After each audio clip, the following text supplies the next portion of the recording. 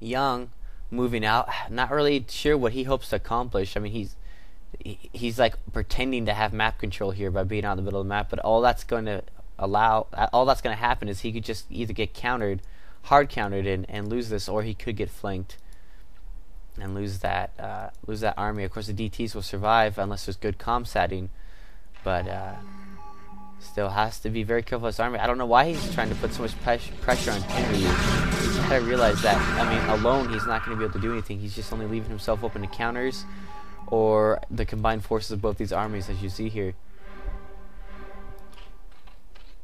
Sunken colonies creeping ever closer to this camping army of Marines here.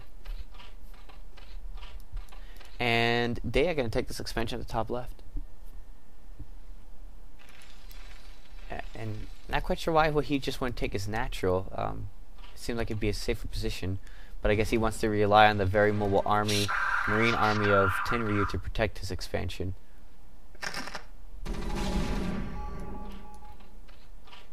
Looks like some Zerglings from Nyana have snuck out and try to help out here. Psionic Storm very badly misplaced there. They nailed that many Marines. And now the combined forces of the Cal. Well, that was a very good Psionic Storm, nailing a lot of units there, but still losing all of his Dark Templar and pretty much his entire ground army. Yang is going to be behind. Now you can see that Terran Vultures coming out now.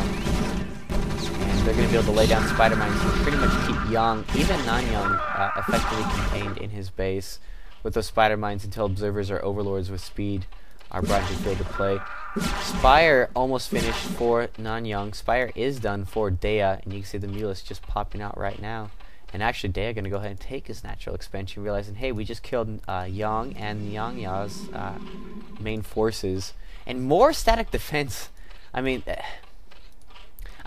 okay, I understand he doesn't want to die, but look at all these resources he has pumped into defense that he cannot use to go on the offense. Yes, it kept him alive, but that's just allowed these two players, Team 50 Cal, to just take the map and expand like crazy. And that's just only going to hurt Nyana in the future. You can see Young has taken his natural expansion, but he is not going to be able to move out to take a third. And Team 50 Cal, if they just play their cards right, they can just pretty much starve out their opponents. Mulus like they're going to harass and take out some of these drones. Not too much that these players can do until they get reinforcements up there. And really, Yang is very open to a Mulus harass himself. He's got cannons protecting his natural, but nothing protecting his main. And risking one Mulus to just even check that out would greatly benefit Dea here and really hurt Yang's economy.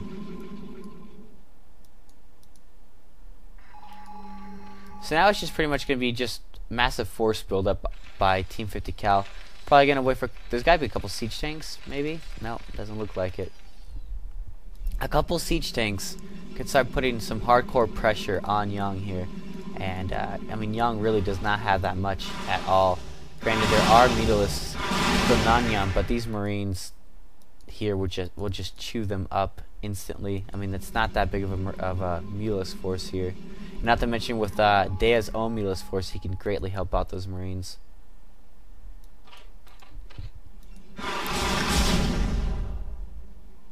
Overlord trying to clear some spider mines to allow Yang to get out here, but really Team 50 Cal, look at this, bunkers going up in the middle of the map.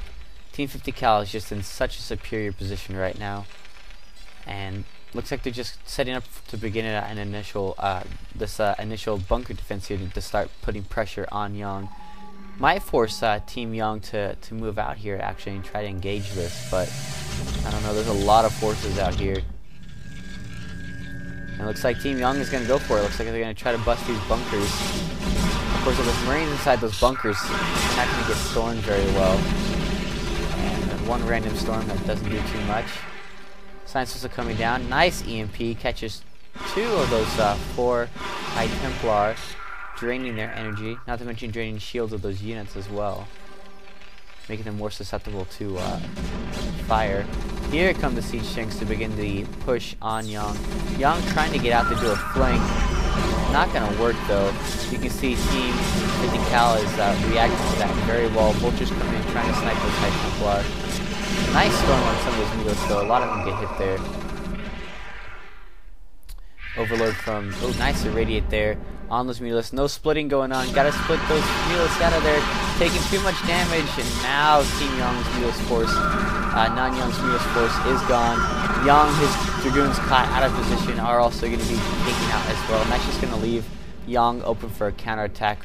Just going to let that Team 50 Cal just move right on in. Of course, they could just be playing the waiting game and just slowly drain the resources of their enemies, but that would take a really long time, so hopefully they try to go in for the kill. A calculated kill, by the way. So many 2v2 teams, thinking that they have the advantage, rush in to try to kill a player with a poorly coordinated attack and then get killed without accomplishing anything. That lets the enemy team slowly close the gap to get back into the game. But we can see that Team 50 Cal taking it nice and slow. They're planning this out very meticulous, very carefully, and they'll just pick apart these players little by little. Nyana going to go ahead and take his natural expansion. But look at all of these Mulus flying around. There's no way that Nyana is going to be able to hold that expansion there.